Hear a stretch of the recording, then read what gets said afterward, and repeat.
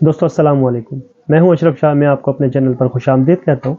دوستو آج کی ویڈیو ڈاکٹر اسرار صاحب کی ہے، جس میں وہ ایک بہت بڑی جنگ کے بارے میں بتا رہے ہیں کہ جو تیسری بڑی جنگ ہونے والی ہے، جو اسلام اور اس کے مخالفین کے درمیان میں ہوگی، جس میں مسلمان اور جو ہے یہودی وغیرہ ہوں گے۔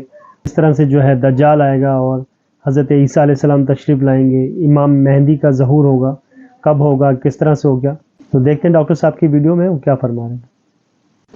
جب حضرت مہدی کی قیادت میں مسلمان صاحب ایمان اہل عرب یہودیوں اور عیسائیوں کی طاقت سے ٹکرائیں گے تو ان کی مدد کے لیے دو جانب سے اللہ تعالیٰ کچھ بھیجیں گے مدد۔ ایک تو آخری مرحلے میں مدد آئے گی، حضرت مسیح عیسیٰ ابن مریم کا نزول، جو یہودیوں کی طرف رسول بنا کر بھیجے گئے تھے۔ انہیں یہودیوں نے اپنے خیال میں سولی پر چڑھا دیا، لیکن اللہ نے فرمایا وما صلبوہ وما قتلوہ ولکن شبہ لہم بل رفعہ اللہ الیہ، اللہ تو اپنی طرف اٹھا کر لے گیا۔ اور احادیث صحیحہ جو کہ ہمارے ہاں متواترہ کے درجے میں ہیں، وہ احادیث جو صحیحین کی ہیں، ان سے ثابت ہے کہ حضرت عیسیٰ ابن مریم دوبارہ زمین پر آئیں گے۔ اور یہودیوں کا سب سے بڑا سرغنہ جو خود مسیح ہونے ہی کا دعویٰ کر رہا ہوگا، مسیح الدجال، اسے حضرت مسیح قتل کرے گا۔ لیکن ایک دوسری حدیث سے معلوم ہوتا ہے کہ مشرق سے فوجیں آئیں گی حضرت مہدی کی مدد کے لیے۔ یخرجون ناس من المشرق یؤدون للمہدی یعنی سلطانہ، مشرق کی طرف سے فوجیں آئیں گی کہ جو مہدی کی حکومت کو مستحکم کرے گی۔ خراسان کا لفظ آتا ہے ایک دوسری حدیث میں، خراسان سے سیاہ عالم چلیں گے، انہیں کوئی نہیں روک سکے گا یہاں تک کہ وہ یروشلم میں جا کر رسم ہو جائیں گے۔ اور حضور کے زمانے میں اچھی طرح سمجھ لیجئے، ہند کسے کہتے تھے حضور کے زمانے میں؟ پاکستان ہند میں شامل نہیں تھا، سندھ و ہند، سندھ ایک مکمل ملک تھا، ہند اس کے بعد شروع ہوتا تھا۔ یہ راجپوتانے کا اور تھر کا ڈیزرٹ جو ہے، اس سے آگے جو ہندوستان ہے وہ ہند تھا۔ یہ جو ہمارا پاکستان ہے یہ ہمیشہ ہند میں شامل نہیں رہا، حضور کے زمانے میں بالخصوص سندھ و ہند، دریائے سندھ چلا آ رہا ہے۔ یہ ساری ٹریبیوٹریز جو پنجاب کے اندر اس کی ہیں، یہ سب ایک علیحدہ ملک ہے جو اس زمانے میں سندھ کہلاتا تھا۔ اور نمبر 2 یاد کیجئے، اس زمانے میں خراسان ایک علاقہ تھا جس میں موجودہ افغانستان کا 2/3، تھوڑا سا حصہ ایران کا، اور جہاں تک میں تحقیق کر سکا ہوں آج تک، پاکستان کا بھی علاقہ، خاص طور پر مالاکنڈ ڈویژن جو اس خراسان میں شامل ہے۔ خراسان سے سیاہ عالم چلیں گے جو جا کر یروشلم میں نصب ہوں گے۔ یہاں بھی ایک نقطہ نوٹ کر لیجئے، پہلے بھی یروشلم ہم سے چھینا تھا۔ کس نے چھینا تھا؟ عیسائیوں نے، کروسیڈرز۔ واپس کون لیا؟ کس نے لیا؟ عربوں میں دم نہیں تھا، عرب عیاشیوں کی وجہ سے کھوکھلے ہو چکے تھے۔ واپس لینے والا صلاح الدین ایوبی، کرد خون۔ اب دوبارہ یروشلم لیا جا چکا۔ چھینا کن سے گیا؟ عربوں سے۔ عرب واپس لے سکتے ہیں؟ کوئی اندیشہ اگر ہو سکتا تھا عراق کے بارے میں کہ شاید اس کے ایٹمک دانت نکل آئے، جو سازش کی گئی، جس طرح اس احمق اور پاگل صدام حسین کو دام میں پھنسایا گیا۔ صدام 100 جال، دام کہتے ہیں جال کو، 100 اس میں جو پھنسا ہے تو اگلا پچھلا کھایا پیا سب پگلوا لیا۔ اور ہے ہی کون؟ اس کے پاس ایٹمک ہتھیاروں کا ذخیرہ موجود ہے، اور کسی کے وہ ایٹمک دانت بھی نکلنے نہیں دے رہے. پاکستان کے اوپر کتنا دباؤ, اور ہمیں نہیں پتا کتنا کچھ دباؤ قبول کیا جا چکا. یہ تو سبھی مانتے ہیں. کیپ کر دیا گیا, روک دیا گیا, آگے تو نہیں بڑھ رہا, یہ تو سبھی مانتے ہیں. رول بیک بھی ہو گیا یا نہیں کچھ پتہ نہیں. لیکن کسی صورت یہ نہیں تسلیم کریں گے, قبول کریں گے کہ کسی مسلمان ملک کے پاس ایٹم بم آ جائے. یہودیوں کے پاس ذخیرہ موجود, سب جانتے ہیں. بہرحال یہ جان لیجئے اس علاقے سے امید ہوتی ہے سندھ اور خراسان. حالات بہت خراب ہیں ہمارے, اور حالات بہت خراب ہیں افغانستان کے بھی, لیکن حالات کے بدلتے اللہ تعالیٰ کی مشیت کے تحت دیر نہیں لگا کرتی. سیرت نبوی میں مجھے نظر آتا ہے سن 10 میں 10 نبوی ہجرت سے 3 سال پہلے, 2.5 سال پہلے, کہیں سے کوئی امید کی کرن نظر نہیں آتی تھی کہ عرب میں اسلامی حکومت قائم ہو جائے گی. 10 برس ہو چکے محمد الرسول اللہ کو دعوت دیتے ہوئے, اور ابھی تک بمشکل 125 آدمی ہے. اپنے بل پر, اپنے طاقت پر مکے میں رہ بھی نہیں سکتے. کیسے ہو جائے گا, کہاں سے ہو جائے گا؟ میں آج پوچھتا ہوں, کوئی سر بتائے, کہیں سے کوئی امید کی کرن اس وقت نظر آتی ہے؟ اس ماحول میں لے جائیے.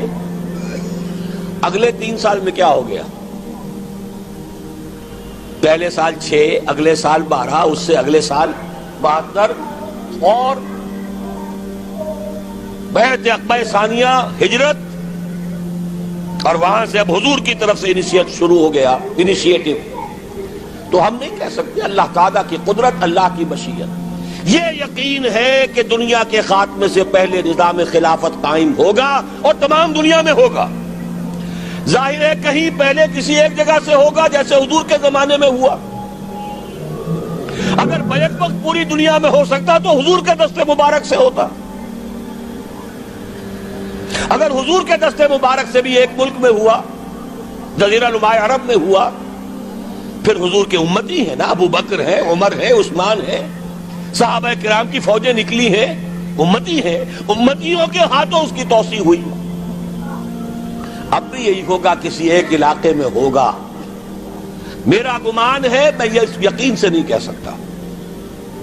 گمان بھی میرا ان احادیث کی روشنی میں ہے جو میں نے آپ کو بتا دی, اور موجود ہے اس کتابچے کے اندر.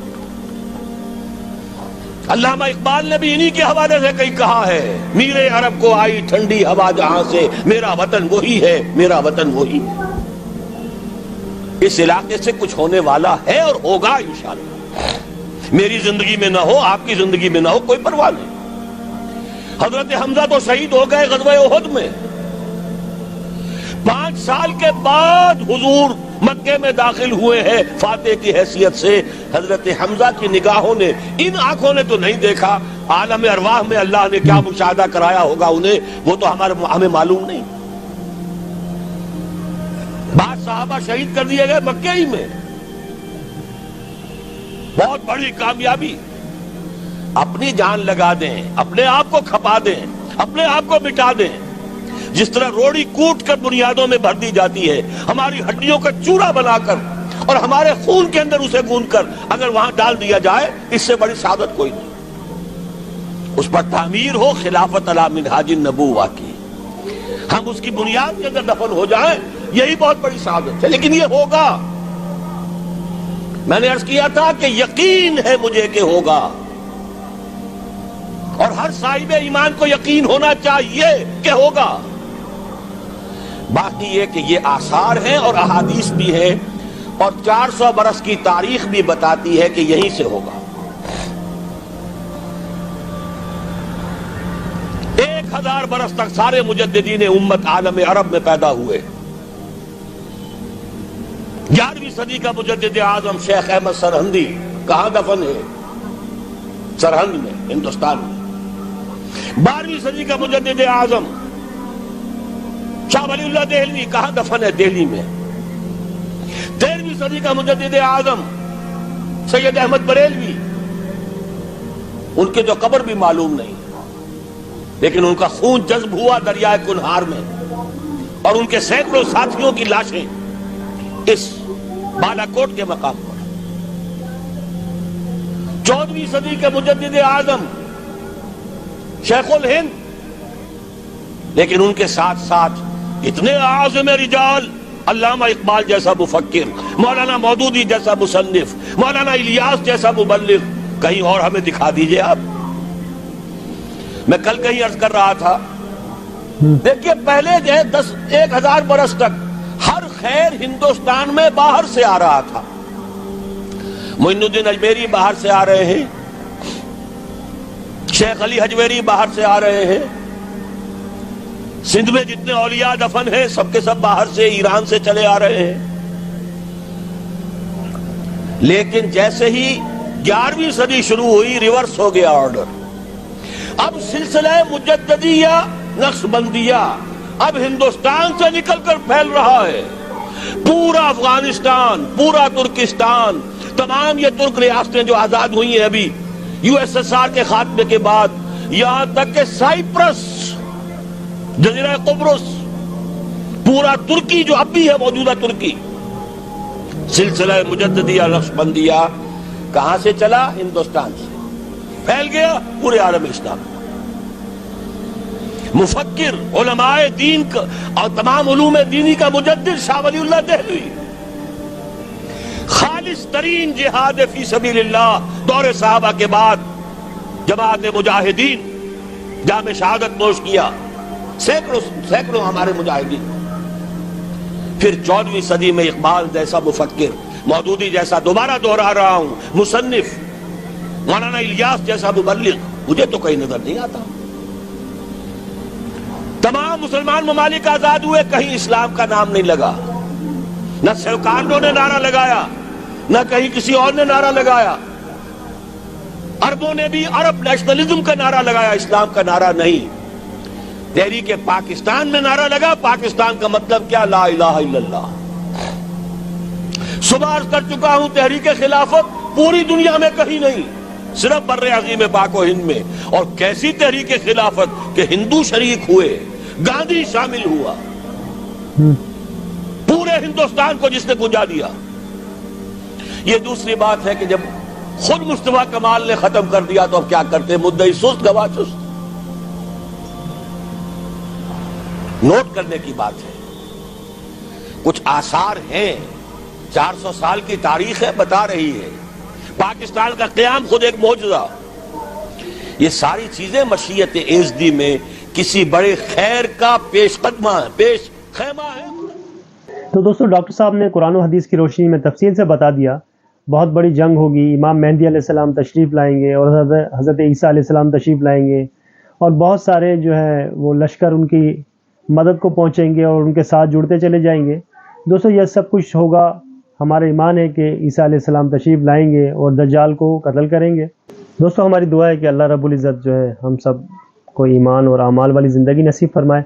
अगर आपको हमारी वीडियो पसंद आई हो तो हमारे चैनल को सब्सक्राइब करें, लाइक, शेयर और कमेंट ज़रूर करें, ताकि इस तरह की मज़ीद वीडियोज़ हम आपके लिए लाते रहें। मिलते हैं अगली वीडियो में। अल्लाह हाफ़िज़।